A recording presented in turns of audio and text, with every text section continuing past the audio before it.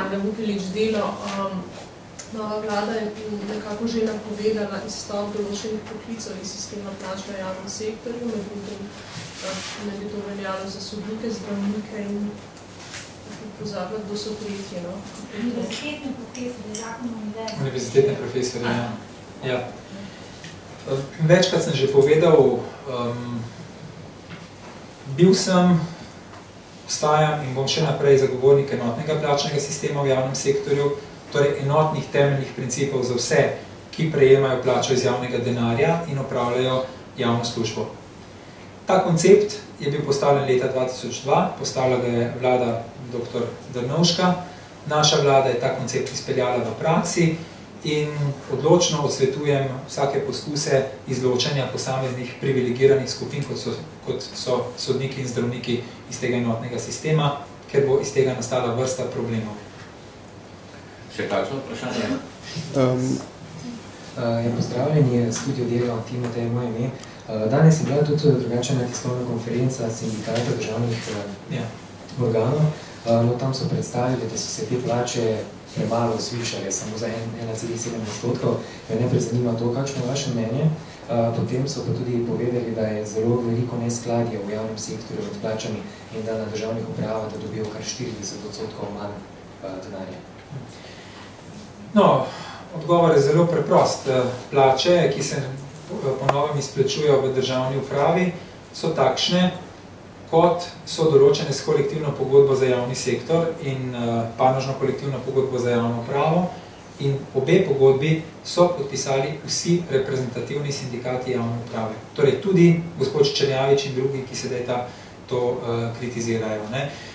Domnevam, da je ta kritika posledica tega, da je njihova baza, torej njihovo članstvo, zaposleni v državni upravi, pač ocenilo, da bi bilo bolje, če bi dobili več. Pričakovali so več. Marsikdo je pričakoval večji plačni dvig. Ampak tu smo bili pač vezani na neke finančne okvire, ki jih nismo smeli preseči. To je tisto, o čemer sem prej govoril in znotraj tega mislim, da je državna uprava dobila nek razumen plačni dvig, predvsem v sferi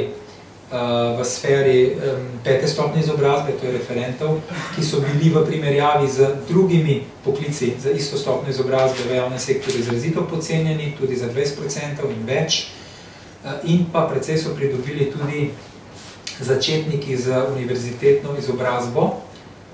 To je pa zlasti pomembno z vidika delodajalca, vlade kot delodajalca, kajti tu smo imeli vedno največ problemov z pridobivanjem kadrov, torej mladih, sposobnih univerzitetnih diplomiranih pravnikov, ekonomistov, inženirjev in tako naprej. Te plače so se v upravi najbolj dvignile. V tistih višjih sferah, recimo podsekretarjev, sekretarjev, kjer so bile plače že prej relativno dobre, pa seveda takšnih dvigov ni prišlo. Hvala, še kakšno vprašanje? Urhmanček Vest, zanima me še enkrat, zakaj pravzaprav tako celovita plačna reforma, se na eni strani ste že to poskušali odgovoriti, ker sej recimo, da rečete, da na eni strani dvigali ste za 300 milijonov celoten budžet plač v javnem sektorju, ampak na drugi strani pa nekih nesorazmerij na veliko povredno niste popravili, glede na to, da je že naslednji teden bil ta zakon, ste ga postavili tudi sami rušeno.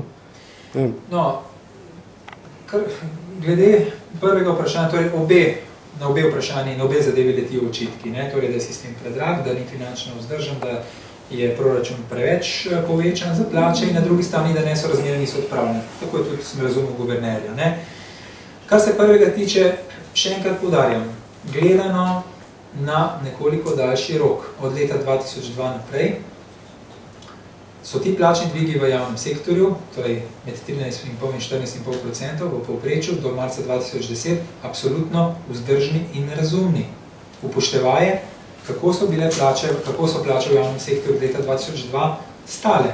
Prav zaradi poteka plačne reforme. Glede nesorazmerij, to je pa drugi del vašega vprašanja, je pa samo en odgovor. Poglejte, dejstvo, da so bila očitno velika nesorazmerja odpravljena, dokazuje to, da so praktično vsi sindikati javnega sektorja junija podpisali kolektivne pogodbe. Torej so se z novimi razmeri strinjali. Če kje še vedno ostajajo diskrepance, potem je treba v naslednjem koraku te diskrepance ponovno socialnim dialogom odpraviti. Jaz verjamem, da glede na to, da so bila to tako glomazna pogajanja, o vsem praktično, o vseh 160 tisoč zaposlenih, da se je kaj spregledalo. Zato smo se pa že junija sindikati zmenili, da se najkasneje v enem letu po podpisu pristopi k reviziji sistema, da se vladna in sindikalna stran ponovno usedeta in to bo tudi nova vlada zavezana k temu, in da se pogledajo morebitne problemi, ki so ostali ali pa celo na novo nastali in se rešijo. Tudi takrat bo treba seveda zagotoviti finančno vzdržnost. Če bi imel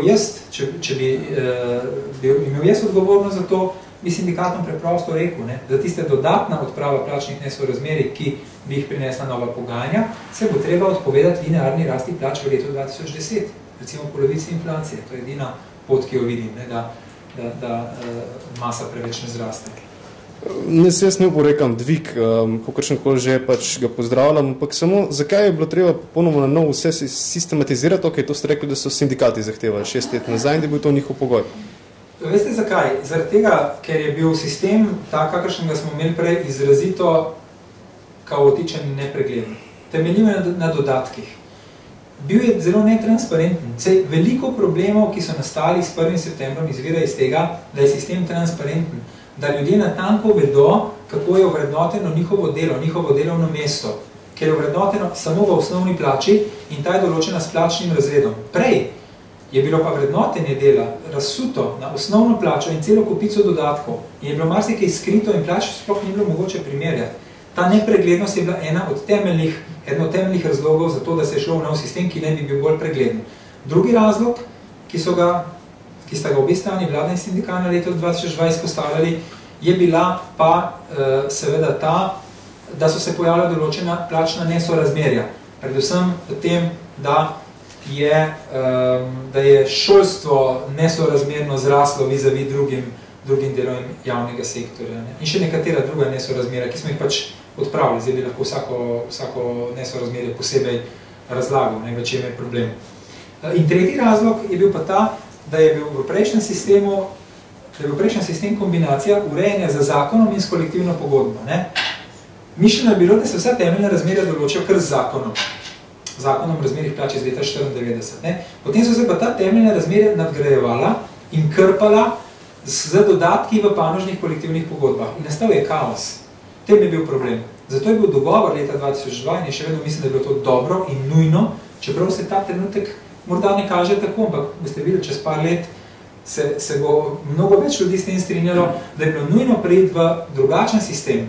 V sistem, kjer se delo vrednoti v osnovni plači, v sistem, kjer se plača ne skriva v množici dodatkov, v sistem, kjer so dodatki za iste okoliščine ovrednoteni isto za vsakogar, ne glede na to dela v zdravstvu, v šolstvu ali v državni upravi, ker je to pravično, in v sistem, ki temelji na kolektivni pogodbi. Sedanji sistem temelji na socialnem dialogu. Nič ni določeno v zakonu. Razen za funkcionarje. Funkcionarske plače so urejene v zakonu, ker pač funkcionarji nimamo kolektivnih pogajanj, nimamo niti sindikatov. Za 155 tisoč javnih uslužbencev pa so pa vse stvari urejene v kolektivnih pogodbah. To je v duhu standardov socialnega dialoga. To se pravi enotnost, preglednost, urejenost sistema, odprava plačnih nesorazmerij plus socialni dialog. To je prednost tega sistema.